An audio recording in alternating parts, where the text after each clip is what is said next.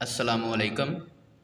1960 میں ترکی کے شہر میں واقع پاگل خانے سے چوکیداروں کی لاپرواہی کی بنا پر پاگل خانے کے کھلے ہوئے دروازے سے موقع پا کر 423 پاگل فرار ہو گئے۔ شہر کی سڑکوں پر پاگلوں نے ادھم مچا دیا، بدنظمی اور ہڑبونگ مچ گئی۔ اسپتال کی طرف سے شہر کی انتظامیہ کو اطلاع ملی۔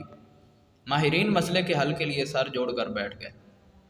فوری طور پر ایک بڑے ماہر نفسیات کو بلوا لیا گیا۔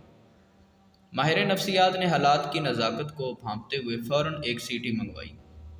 اسپتال کے عملے اور انتظامیہ کے کچھ لوگوں کو چھکڑا بنا کر اپنے پیچھے لگایا، گاڑی بنائی اور وسل بجاتے چھک چھک کرتے سڑک پر نکل آیا۔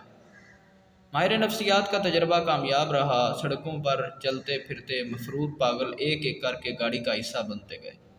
شام تک ماہر نفسیات ڈاکٹر صاحب سارے پاگلوں کی گاڑی بنا کر ہسپتال لے آئے۔ انتظامیہ نے پاگلوں کو واپس ان کے وارڈز میں بند کیا اور ڈاکٹر صاحب کا شکریہ ادا کیا۔ مسئلہ شام کو اس وقت بنا جب پاگلوں کی گنتی کی گئی تو 612 پاگل شمار ہوئے، جبکہ ہسپتال سے صبح کے وقت صرف 423 پاگل فرار ہوئے تھے۔